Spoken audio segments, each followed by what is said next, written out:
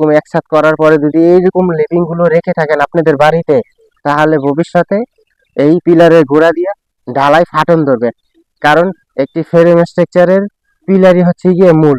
এই পিলারের মাধ্যমেই আপনাদের বিল্ডিং এর লোডটা মাটির নিচে অবস্থান করবে। তো এই পিলারে যদি আপনাদের দুর্বল হয়, তাহলে কিন্তু ভবিষ্যতে ভূমিকম্প যখন বিল্ডিংটা বাড়ি দিবে, তখন এই যে পিলারের গোড়া দিয়ে আপনাদের ফাটন ধরতে পারে। যার ফলে কোনো সময়ই পিলারের রড দোতলা একতলা করে যদি কাজ বন্ধ করে দেন, পিলারের রড গুলো একসাথে রাখা যাবে না।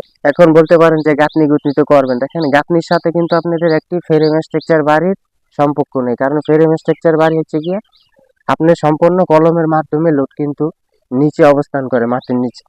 তো যার ফলে অবশ্যই এই যে রড গুলো আছে, এগুলো কিন্তু এক মাপে রাখা যাবে না। দেখেন এই যে এগুলো এখানে 2.5 ফিট আছে, 2.5 ফিট ঠিকই আছে, কিন্তু সবচেয়ে ভালো হইতো যদি আপনার অল্টারনেট করে রাখা হইতো, এক এক মাপের রাখা হইতো, তাহলে সবচেয়ে আরো ভালো হইতো। সর্বনিম্ন 2.5 ফিট লেপিং রাখার নিয়ম যদি 16 মিলি রড হয়, আর 20 মিলি রড হলে 3 ফিট 3.5 ফিট। তাই দেখেন এখানে রডই হচ্ছে কয়টা, কিন্তু একটা ছোট রাখা হয়েছে। গ্রামে সচরাচর এই ভুলগুলো কিন্তু হয়, এই ভুলগুলো করা যাবে না। এই যে কলমের রডগুলো আছে, এই রডগুলো যদি অল্টারনেট করে রাখা হইতো বড় ছোট, তাহলে এই বিল্ডিং এর জন্য ভালো হইতো। তো আপনারা যারা গ্রামের ডুপ্লেক্স বাড়িগুলা করান, দোতলা তিনতলা ফাউন্ডেশন দিয়ে 4তলা ফাউন্ডেশন দিয়ে করান, কিন্তু একতলা দোতলা করার পরে কাজ বন্ধ করে দেন, এরকম রড লেপিং গুলো রাখা যাবে না।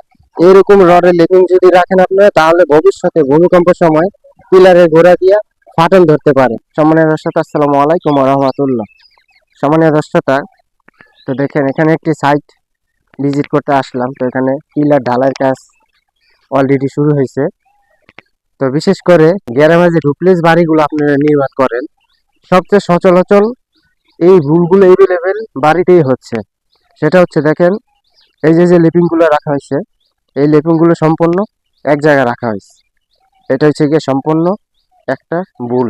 কারণ কিসের জন্য, এই যে এই রড 16 মিলি রডগুলো, এখানে 16 মিলি রড, এই 16 মিলি রডগুলো লেপিং সর্বনিম্ন 2.5 ফিট রাখতে হবে।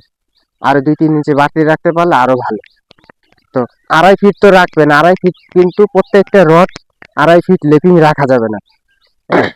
প্রত্যেকটা রডে যদি আপনারা 2.5 ফিট এক লেভেলে লেপিং রাখেন এরকম ছাদের উপরে, তাহলে কিন্তু ভবিষ্যতে এই গোড়া দিয়া ফাটন তৈরি হবে।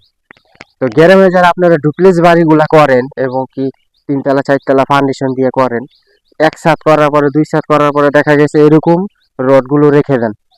এরকম মাপের যদি রডগুলো রাখেন আপনারা এক লেভেলে প্রত্যেকটা কলমে, তাহলে ভবিষ্যতে ভূমিকম্প যখন আপনার বিল্ডিংটারে বাড়ি দিবে, এই ঘোড়া দিয়া আপনাদের ঢালাই ফাটন ধরবে। কারণ কিসের জন্য, এখানে লেপিং গুলো সব এক জায়গা হয়ে আছে।